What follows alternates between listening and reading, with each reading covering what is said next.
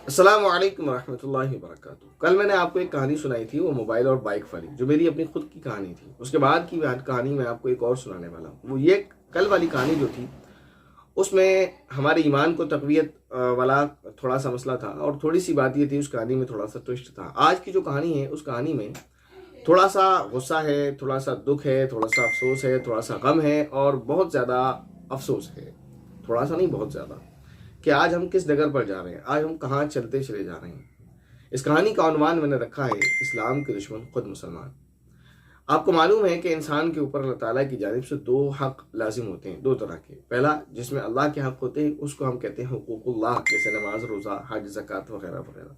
दूसरा है जो बंदों के हक हैं, जिनको हम कहते हैं हुकूकुल इबाद, यानी बंदों के जो भी हक हमारे ऊपर लाजिम होते हैं। पड़ोसी का हक है, मुसाफिर का हक है, दोस्तों के हक हैं, माँ बाप का हक है, औलाद का हक है, अजनबियों के हक हैं, यानी किसी को भी बुरा भला ना कहना, किसी को मारना पीटना नहीं, यहाँ तक तो हम जानते हैं। एक और भी हक है, और अल्लाह ताला ने बंदों के हुकूक की बहुत ज़्यादा ताकीद फरमाई है। और बंदों के हुकूक में अगर हम कोताही करते हैं तो उसका बड़ा नुकसान है। अगर कभी हमसे हुकूकुल्लाह में कोताही हो जाती है तो उसके माफ़ी के चांसेस बहुत ज़्यादा हैं, और बहुत आसान है कि अब अल्लाह से माफ़ी मांग लें, अल्लाह ताला माफ़ कर देंगे।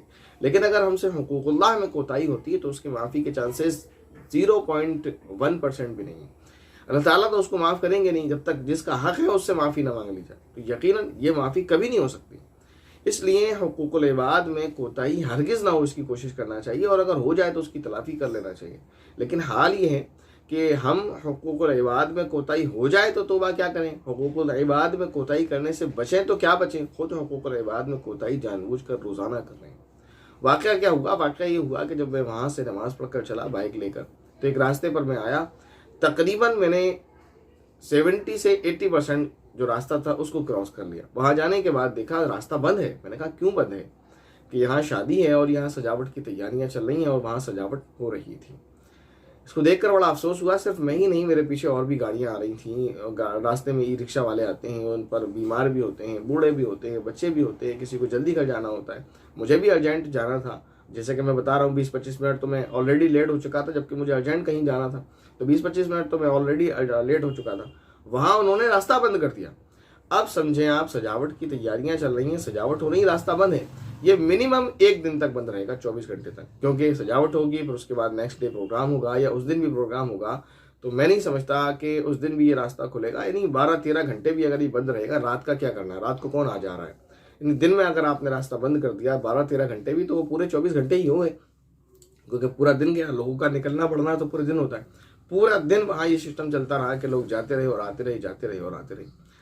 जुबान से तो बद्दुआ नहीं दे सकते, मना फरमाया है, और नहीं भी देना चाहिए, लेकिन दिल से तो निकलती है ना, कि कितना दुख है इस बात का कि हम कितनी अर्जेंट कहीं जा रहे हैं, कितने यानी ये चीज़ें फिर दुख देती हैं कि हमारा टाइम बर्बाद कर रहे हैं ये लोग, हमें थका रहे हैं ये लोग, हमारा पेट्रोल बर्बाद कर रहे हैं ये लोग, हमारा वक्त ज़ाय कर रहे हैं ये लोग।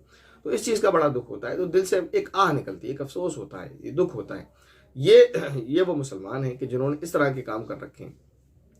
आपको मालूम होगा, आपने शायद ये हदीस सुनी होगी कि नबी पाक सल्लल्लाहु अलैहि वसल्लम ने उन मुजाहिदीन को जो जिहाद के लिए गए, और उन्होंने अगर कहीं रास्ते में पड़ाव डाल दिया था, तो अल्लाह के नबी सल्लल्लाहु अलैहि वसल्लम ने नाराज़गी का इजहार फरमाते हुए फरमाया कि अगर किसी ने रास्ते में पड़ाव डाला है, यानी निकलने वालों का रास्ता अगर रोका है, तो उसको जिहाद की फजीलत में से कुछ भी हासिल नहीं होगा, उसको कुछ भी सवाब नहीं मिलेगा जिहाद का। अब सोचें कितना अफजल तरीन अमल है ये, कि ये वो अमल है जिसको तमाम अम्बिया ने किया है। और इस अमल की ये फजीलत है कि शुहदाए बदर के ताल्लुक से अल्लाह ताला ने ये इरशाद फरमाया, नबी पाक सल्लल्लाहु अलैहि वसल्लम की ज़ुबान मुबारक से सहाबा में ऐलान हुआ कि शुहदाए बदर की फजीलत ये है कि वो जो चाहें अब करें, अल्लाह ने उनको माफ़ कर दिया है। तो ये चीज़ें जो हैं समझने की हैं कि एक तरफ अल्लाह का इतना बड़ा हक़ है जिसको हम जिहाद कहते हैं, जिसमें जान की भी बाजी इंसान को लगानी पड़ती है बहुत मरतबा। उसकी जो फजीलत है वो सिर्फ इस वजह से ज़ीरो हो जाती है कि अगर हम किसी का रास्ता रोक लें। अब हम सोचें, हम कौन सा दीन का काम कर रहे थे जिस वजह से हमने रास्ता रोका?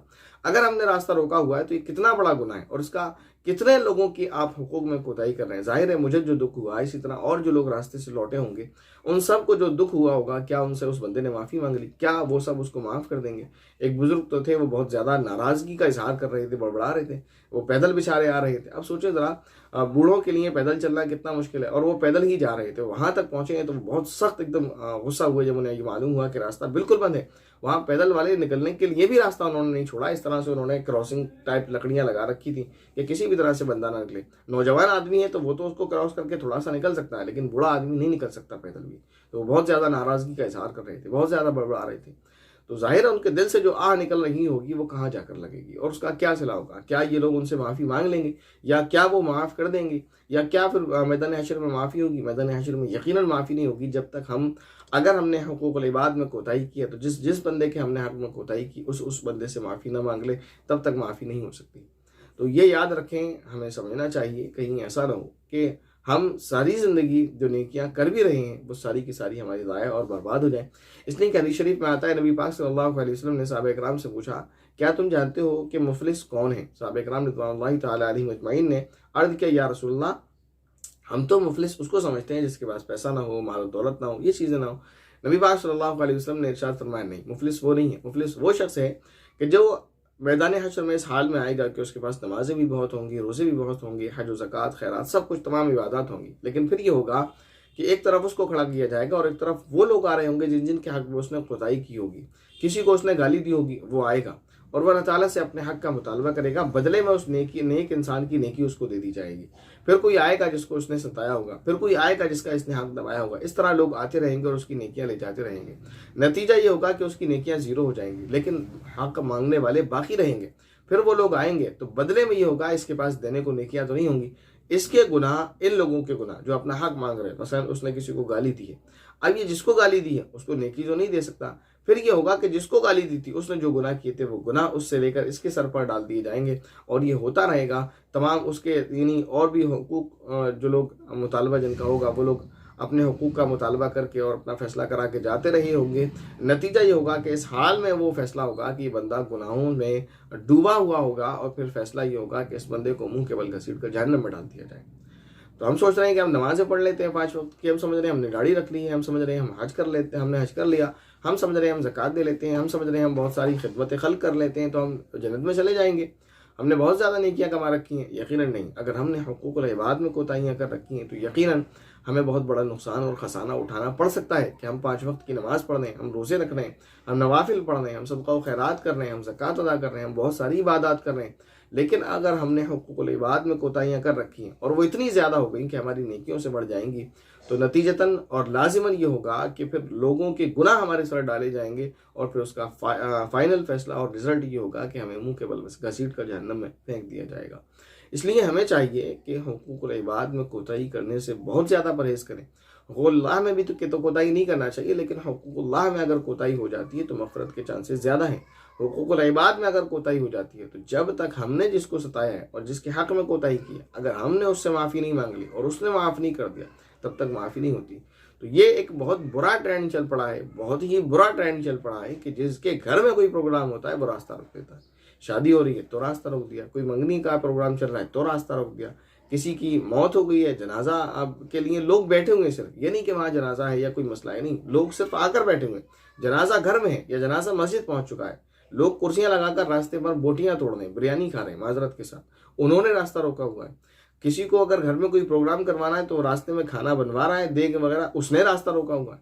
अल्लाह के बंदो, जगह बहुत बड़ी है, अल्लाह की ज़मीन बहुत बड़ी है, या किसी ऐसे रास्ते पर आप चले जाएं, अगर आपको कहीं जगह नहीं भी मिल रही है, किसी ऐसे रास्ते पर आप चले जाएं जहां आधा रास्ता तो आप छोड़ दें, निकलने बढ़ने वालों को परेशानी ना हो। बहरहाल ये कि अल्लाह ताला से दुआ है, अल्लाह ताला हमें इन तमाम बातों पर अमल करने की तौफीक नसीब फरमाए, इस तरह के और सभी तरह के गुनाहों से बचने की तौफीक नसीब फरमाए, और जाने अनजाने हमसे जो गुनाह हो गए हैं और जो अल्लाह के या बंदों के हक़ में कोताहियाँ हो गई हैं तो अल्लाह ताला अपने हक़ में कोताहियों को माफ़ फरमाए, और जिन बंदों के हक़ में कोताहियाँ हो गई हैं उनसे माफ़ी मांग लें। मुझे अगर मेरे बारे में यानी यकीनन मुझसे भी कोई ना कहीं कोताही होगी तो जहाँ तक होती है मैं माफ़ी मांग लेता हूँ। अगर आपको ऐसा लगता है कि आपका कोई हक़ मेरे ऊपर है तो मैं आपसे भी माफ़ी मांगता हूँ कि आप माफ़ कर दें, ताकि अल्लाह ताला मुझे माफ़ कर दे।